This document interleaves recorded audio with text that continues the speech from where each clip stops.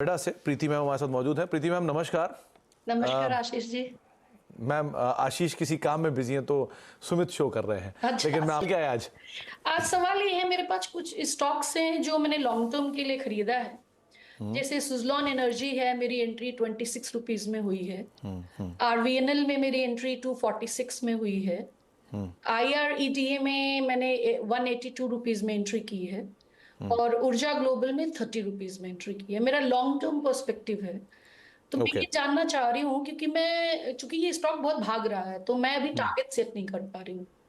Okay तो मैं कुछ तो प्रॉफिट बुक करना चाहूंगी। तो मैम प्रीति मैम अगर आप 1000 शेयर भी सुजलॉन के बेच देंगे तो बाकी तो सारे फ्री के ही शेयर हैं आपके लिए। सारा कैपिटल तो आपको वैसे ही निकल आएगा। खैर, लेकिन राजेश सर की राय पे जरूरी है लेना। राजेश सर पुरानी निवेशक हैं, बहुत समय से मार्केट को ट्रैक कर रही हैं, तो बहुत कुछ तो ये जानते ही हैं बाजार के बारे में। सुजलॉन, आरवीएनएल, आयरेडा और ऊर्जा ग्लोबल, ये चारों वो नाम हैं जो चले भी सबसे ज्यादा हैं और खबरों में चर्चा में सबसे ज्यादा आजकल यही है। क्या करना चाहिए इन चारों में?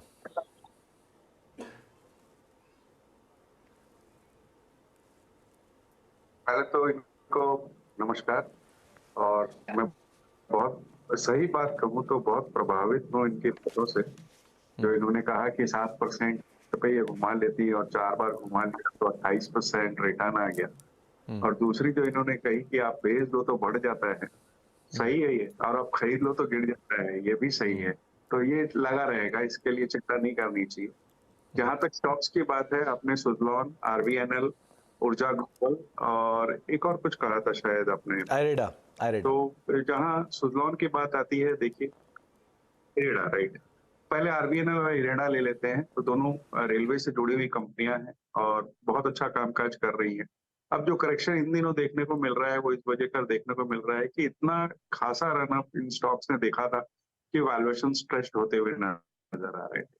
अब चूंकि आपकी लंबी अवधि का नजरिया है तो मेरे ख्याल से आप बनी रह सकती हैं, या और भी ज्यादा सेफ्टी खोज रही हो तो एक पार्शियल प्रॉफिट बुक कर लें, जिससे कम से कम आपका जो पैसा लगा हुआ है वो निकल जाए और प्रॉफिट का स्टॉक्स बना रहे।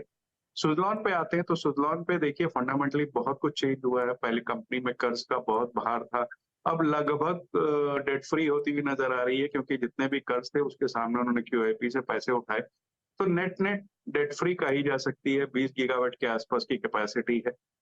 सब चीजें अच्छी है, लेकिन जैसा आपने भी कहा कि 26 रुपए से चलता हुआ स्टॉक 80 रुपए तक आ गया है, तो कहीं कहीं वैल्यूएशन भी देखना पड़ता है। तो इसमें भी मैं यही कहूंगा कि आप अपने जो घर के पैसे हैं वो निकाल लें, बाकी को राइड कर सकती हैं। चौथा, ऊर्जा ग्लोबल की अगर बात की जाए तो वहां मुझे थोड़ा सा डाउट लगता है, क्योंकि कंपनी का कामकाज बहुत छोटा है, बॉटम लाइन कुछ है नहीं। आप वैल्यूएशन देखेंगे तो 450 के पी के आसपास ट्रेड करता है। मुझे इसमें बिल्कुल भी कंफर्ट नहीं है। अगर कहा जाए तो ये लॉन्ग टर्म के लिए तो स्टॉक बिल्कुल भी उचित नहीं है। आपको कहीं भी उछाल मिले निकल जाइएगा। तो प्रीति मैम, चारों को लेकर राय आपके सामने रख दी गई है और बहुत हद तक आप उससे सहमत भी होंगे ही, कहाँ कहाँ पर आपको निवेश करना है, कैसे कैसे उस पर काम